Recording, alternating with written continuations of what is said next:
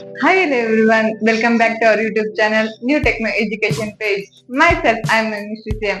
ಇವತ್ತಿನ ವಿಡಿಯೋದಲ್ಲಿ ನಾವು ಕಂಪ್ಯೂಟರ್ ಬಳಕೆಯಿಂದ ಆಗುವ ಅನುಕೂಲ ಮತ್ತು ಅನಾನುಕೂಲಗಳ ಬಗ್ಗೆ ಮಾತಾಡೋಣ. ಫಸ್ಟ್ ಅನುಕೂಲಗಳು, ನಾವು ಕಂಪ್ಯೂಟರ್ ಯೂಸ್ ಮಾಡಿಂದ ನಾವು ಏನೇನ್ ಬೆನಿಫಿಟ್ಸ್ ಆಗುತ್ತೆ ಅಂದ್ರೆ ವರ್ಸಟೈಲಿಟಿ, ಡೆಲಿಜೆನ್ಸಿ, ಯೂಸ್ ಆಫ್ ಡಾಟಾ. ತುಂಬಾ ಡಾಟಾನ ನಾವು ಕಂಪ್ಯೂಟರ್ ನ ಸ್ಟೋರ್ ಮಾಡಬಹುದು. ನಮ್ ಹ್ಯೂಮನ್ ಬ್ರೈನ್ ಇಂದ ಇನ್ನೂ ತುಂಬಾ ಹೆಚ್ಚು ಪಟ್ಟು ನಾವು ಕಂಪ್ಯೂಟರ್ ಅಲ್ಲಿ ಡಾಟಾ ಸ್ಟೋರ್ ಮಾಡ್ಬೋದು. ಮಲ್ಟಿ ಟಾಸ್ಕಿಂಗ್, ನಾವು ಎಷ್ಟು ಬೇಕಿದ್ರೆ ನಾವು ಎಷ್ಟು ಇನ್ಸ್ಟ್ರಕ್ಷನ್ ಬೇಕಿದ್ರು ಆನ್ ದ ಟೈಮ್ ಕೊಡ್ತಾ ಇರ್ಬೋದು. ಅದು ನಮ್ಗೆ ಔಟ್ಪುಟ್ ಅದೇ ಟೈಮ್ ಅಲ್ಲಿ ನಮ್ಗೆ ಔಟ್ಪುಟ್ ಬರ್ತಾ ಇರುತ್ತೆ.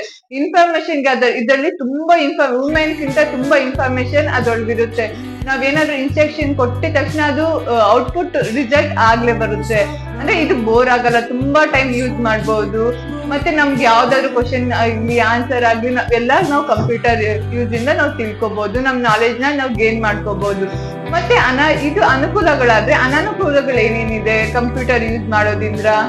ಬರೀ ಬೆನಿಫಿಟ್ಸ್ ಇಲ್ಲ ಅಲ್ವಾ, ಇದು ಎಕ್ಸ್ಪೆನ್ಸಿವ್, ಇದು ತುಂಬಾ ಕಾಸ್ಟ್ಲಿ ಇರುತ್ತೆ. ಯಾಕಂದ್ರೆ ಪೂರಲ್ಲಿ ಇರೋರು ತುಂಬಾ ಕಾಸ್ಟ್ಲಿನ ಬೈ ಮಾಡಕ್ ಆಗಲ್ಲ. ಮತ್ತೆ ಅನ್ಎಂಪ್ಲಾಯ್ಮೆಂಟ್, ಈಗ ನಾವು ಕಂಪ್ಯೂಟರ್ ಅದು ತುಂಬಾ ಡಾಟಾ ಸ್ಟೋರ್ ಮಾಡುತ್ತೆ, ತುಂಬಾ ಫಾಸ್ಟ್ ರನ್ ಆಗುತ್ತೆ ಅಲ್ವಾ ವುಮೆನ್ಸ್ ಗಿಂತ, ಅದಕ್ಕೆ ಅದು ಅನ್ಎಂಪ್ಲಾಯ್ಮೆಂಟ್ ನ ಕ್ರಿಯೇಟ್ ಮಾಡುತ್ತೆ. ಮತ್ತೆ ಲ್ಯಾಕ್ ಆಫ್ ನಾಲೆಜ್, ಇದರಿಂದ ನಾವು ನಾಲೆಜ್ ಕಂಪ್ಯೂಟರ್ ಅಲ್ಲಿ ಇರುತ್ತೆ ಅಂತ ನಾವು ನಾಲೆಜ್ ನ ಕಳ್ಕೊತೀವಿ ತುಂಬಾ ಜನ.